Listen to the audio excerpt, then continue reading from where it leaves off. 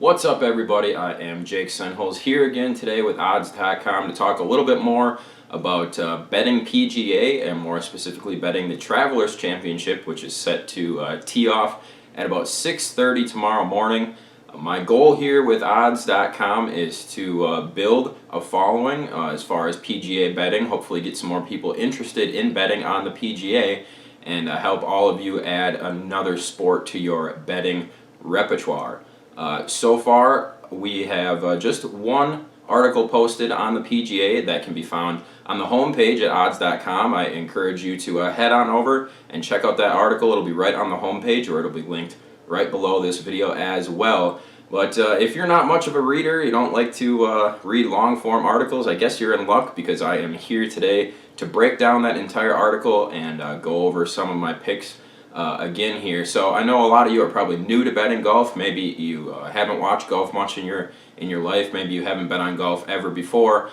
Make sure you keep an eye out for, over the next couple weeks, I'm going to be releasing a series of videos about how you can bet on golf, the different types of specific bets there is on golf, when you would want to employ those bets, just kind of a very basic overview of betting on golf in general. All those videos are going to be coming up in the near future, but until then, let's talk a little bit more about the Travelers Championship. Now again, if you want to bring up the article and follow along with me, I will just be going in order of the article here.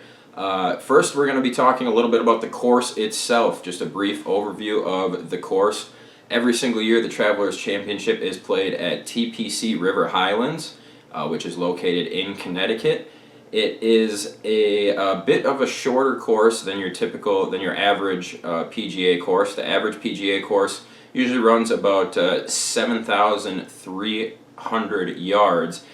This course runs a little bit, about 500 yards less than that actually, and it's only a par 70, so I can only assume that after seeing last weekend at the RBC Heritage, where we had many golfers posting a score of minus 19 or better, Webb Simpson won with a minus 22, I can only assume that we're going to see a lot of aggressive play and big scores at the top of the leaderboard this weekend as well. So jumping right into my picks, first of all, we're going to talk about finishing position picks. And again, since I know a lot of you are probably new to betting golf, I'm going to explain quickly what the criteria of betting on the different types of bets are, starting with finishing position picks. Finishing position picks are pretty much just like they sound. You pick a certain golfer, you bet on them, and you bet anywhere from them winning the tournament all the way up to placing top 40. So let's jump right into it. I've got Brooks Koepka placing top 10. It's paying out plus 220. Koepka's had a few slow starts over the course of this season, even back before the whole epidemic happened. He even placed in the hundreds a couple of tournaments. That was a long time ago, though, and Brooks Koepka, one of the most talented golfers you're ever going to find on the course, currently ranked the 4th in the world, was just bumped out of that 3rd spot by Justin Thomas. He ended up putting together a couple nice rounds on Saturday and Sunday last weekend to end up taking 10th place. I think Brooks will comfortably be in that top 10 again.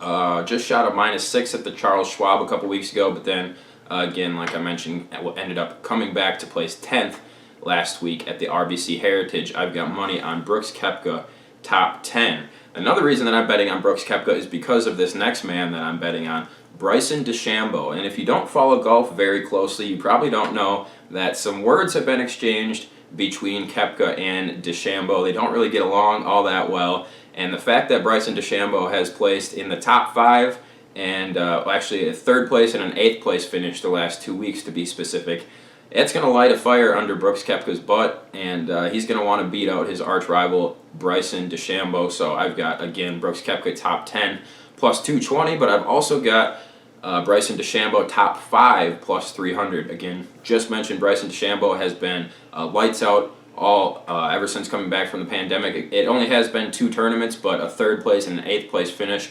Hard to bet against that guy, so simply taking him to place top 5 plus 300. Jon Rahm is my guy. He's one of my favorite golfers to bet on. He was my Masters pick the last 2 years. He also happens to be the 2nd ranked golfer in the world. Rahm has had some struggles in the last 2 weeks. Even got cut back at the Charles Schwab Challenge, but you're not going to be able to contain the second best golfer in the world forever. He's going to have a get-right performance, is what I like to call it, and I think we're going to see that get-right happen this weekend. So I've got money on Jon Rahm to win, plus 1,800. I'm not going to throw a ton of money on him to win, as I feel a lot more confident he'll just come out and have a really solid showing, which is also why I'm going to be throwing more money at Jon Rahm top 10 plus 200. So again, a little money at him to win at plus 1,800. At least a full unit on him to place top 10 plus 200. Now here is my favorite picks of the weekend. It's Patrick Cantlay. And if you're following along on the article, you will see that I am all in on Patrick Cantlay. I am putting money on him to win plus 2,800, top 5 plus 550, and top 10 plus 280. Patrick Cantlay has not played since returning from the epidemic, since PGA returned from the epidemic, excuse me. So Patrick Cantlay on the surface, some of you might be nervous about betting on a golfer who has not played in competition since about February, early March. I feel the opposite. I think that Patrick Cantlay, actually I know he specifically waited to return to this tournament because he has a ton of history at TPC River Highlands. When he was just 19 years old back in 2011, he shot a 60 to set the course record at that time. I believe the course record now is 59. I don't know who has it, but for a while, as a 19-year-old, Patrick Cantlay set the record. He dominates this course, always plays well here. The last 2 years at this tournament, he has placed in the top 15. I think Patrick Cantlay comes out and plays with a ton of confidence. He knows without a shadow of a doubt he can dominate this course, and he gets to play golf again, which is obviously something he's been looking forward to over the past few months here. So I've got Patrick Cantlay to win, plus 2,800, top 5 plus 550, and top 10 plus 280.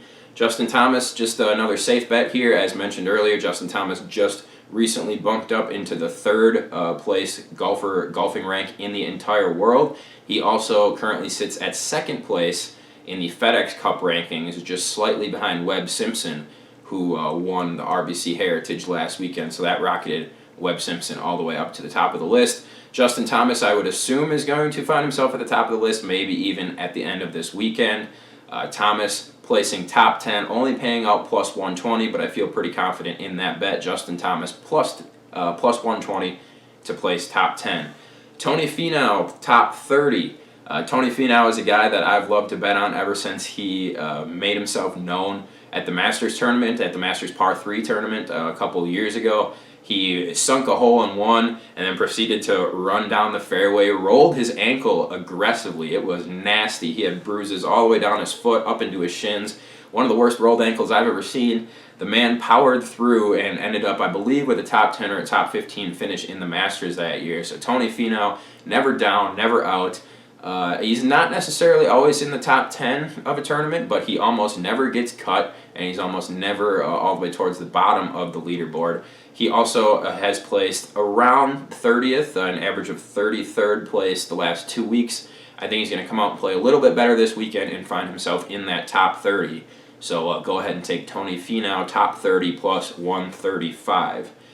And then the last finishing position bet that I have here for the weekend is Webb Simpson, top 20. Webb Simpson came out and dominated Sunday last weekend to win the RBC Heritage by just one stroke.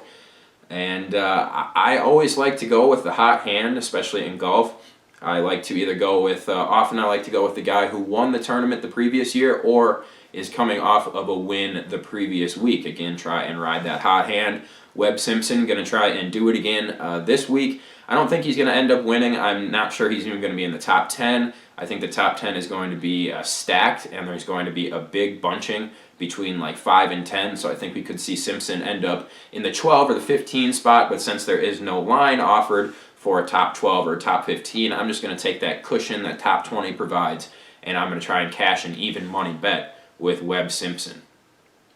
Moving on to matchup bets. Matchup bets are a lot of fun. They're my favorite way to bet golf. Unfortunately, They don't usually put up the lines, the matchup pairings until later in the week, Wednesday or even Thursday sometimes when you're talking about daily matchups.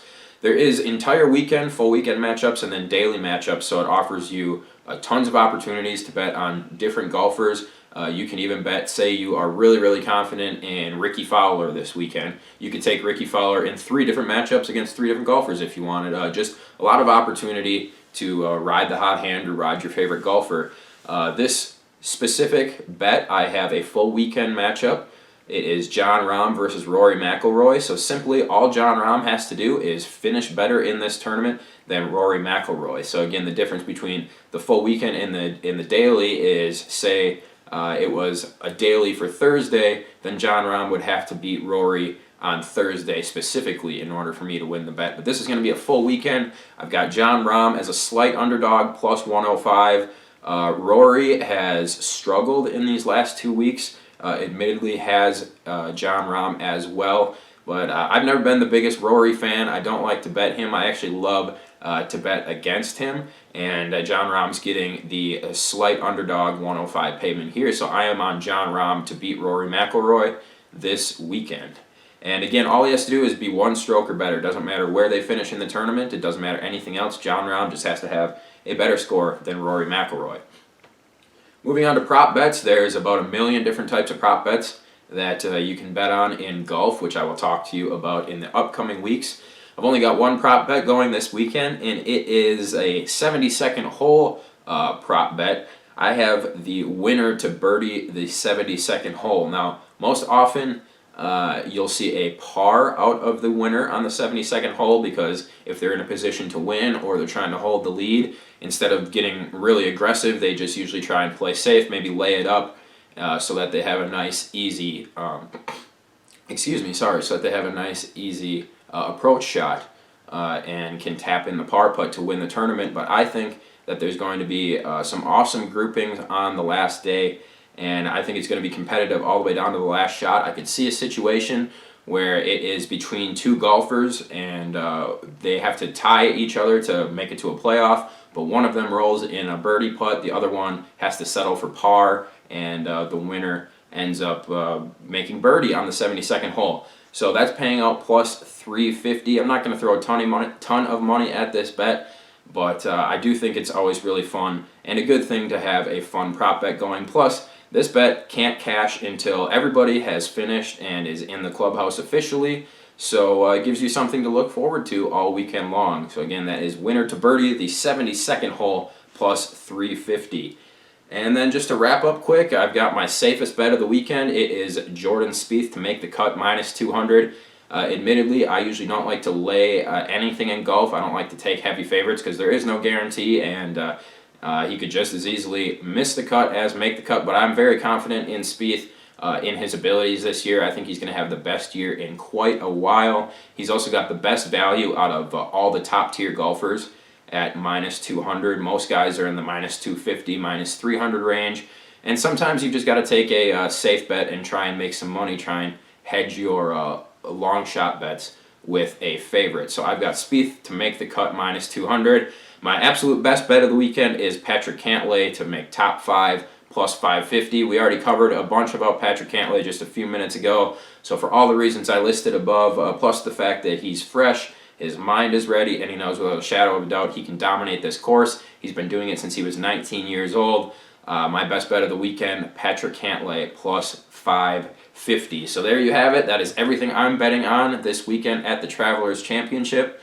Make sure you follow us along over on Twitter at odds110. And again, if you are interested in just looking over these bets in written form, again, the link should be right below this video, or otherwise hit us up over at odds.com. I am Jake Senholz at Senholz on Sport on Twitter. I'll be very active all weekend long. I'll be watching probably every moment of the Travelers, and I will be throwing a lot of live bets out there, especially daily matchups. So if you're interested, you want more, please let us know at odds. Hit me up at jakesenholz.com. We'll talk to you on Twitter this weekend, and good luck with your bets, everybody.